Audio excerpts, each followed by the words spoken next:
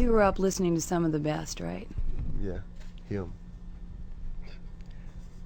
I just had the first guitar. I get the impression that if, you know, a lot of people get into the music business because they like the attention. A lot of them get in because they like the money. For some reason, listening to you out there, I got the feeling that if the audience went away and you didn't have a dime, you'd still be playing. Of course. What else would I do? And what else would I want to do?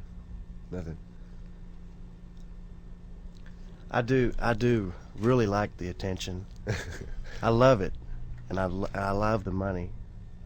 I hear it's really nice, you know, and that was part of it for me. I think it's part of it for anybody that grabs a guitar. First thing you do is stand in front of the mirror and go, make a good face, you know. But I mean, it was like a way out, you know. It was like, okay, you're this snotty little kid over here, and you're not popular, and you don't have the best girlfriend and all this, so you get a guitar and learn how to play real hard, make a lot of money, and get you a big car and new clothes and a fine girlfriend. That's what you think about when you're a kid, you know, or I did. I guess that's what I'm still thinking about that. I'm married now, though. Could you tell me about your music? I mean, can you put it into words? Is there any way other than to say that you play it from the heart? I mean, what about guitar playing? What about Hendrix? What about the influences in your life? Well, they're all obvious, I think. Well, he's one, once again. Of course, Hendrix is a big influence. What it is I'll just play everything that I've ever heard that excites me at all. I play all of it.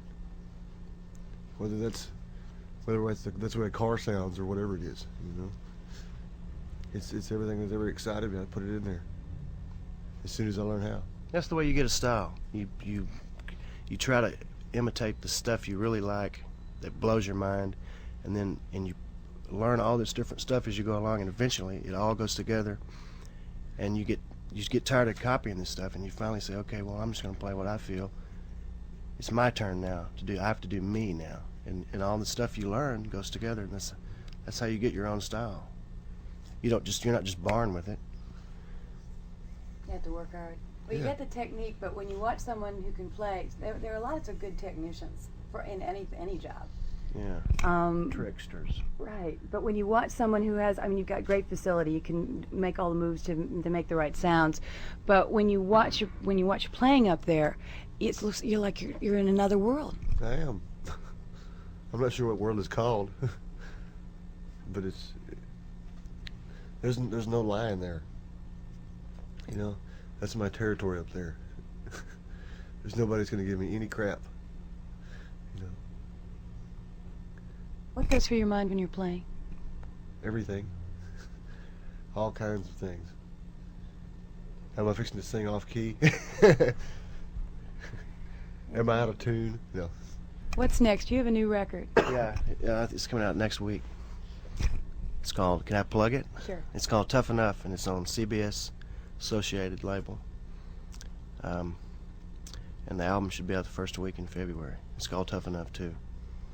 So you guys, for the 20 years you've put in, are about starting to get into the public eye about the same time. I mean, you've been around, everybody knows you're good, but it's a closed set who've known how good you guys are.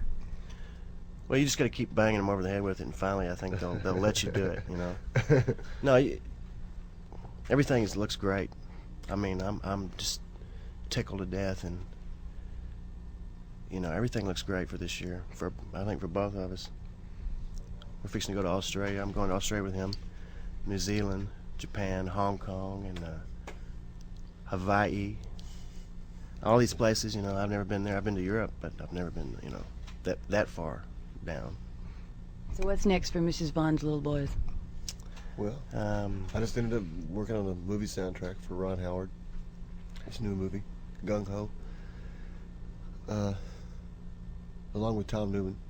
What was that like? It was wonderful. It was my first try at that, and I ended up with quite a bit of input. I was supposed to have been working with one, maybe two songs. I think it's way over 10. And my new song is in there too, by the way. You'll never guess how I got it in there, would you? No. That's great. Can you think of anything else, Grego? Go ahead. Okay. It seems to me that outside of England, a lot of musicians seem to come from Texas. You guys have been playing music since I guess you barely could hold an instrument. And Stevie at times has said how much, well, you've influenced him, and I guess you've kind of shared things. What was it like growing up that way musically in Texas?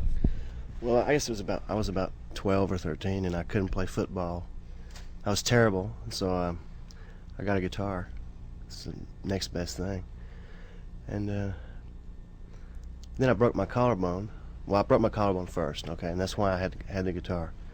And I stayed home for about a month, and I learned how to play. I mean, I just played every day, you know, every day. And then about a year later, he started playing on the same guitar. And we've always done it since. You're the first one to really kind of take off and decide this might be something you want to do with the rest of your life. Did he tag around? What's the difference in your ages first? And did you drag him around from place to place, or he tagged around from place to place? Well, I'm about 3 years older, I guess. 3.5. 3.5. I left I ran off when I was about 15, and to get in a band and, you know, be a grown-up guy and all that stuff. And I guess as soon as he was able, he did the same thing, you know. He was just a little bit, they wouldn't let him go yet. As soon as I did it, they put a fence around him, you know. They said they watched him with... True. And so then you started tagging around with your big brother? Well, We were always in different bands, really. We never have played in the same band except for a few pickup gigs. I always had a band, and he always had his band, and it was always like, you know, we both had a band, so... Is there competition between the two of you?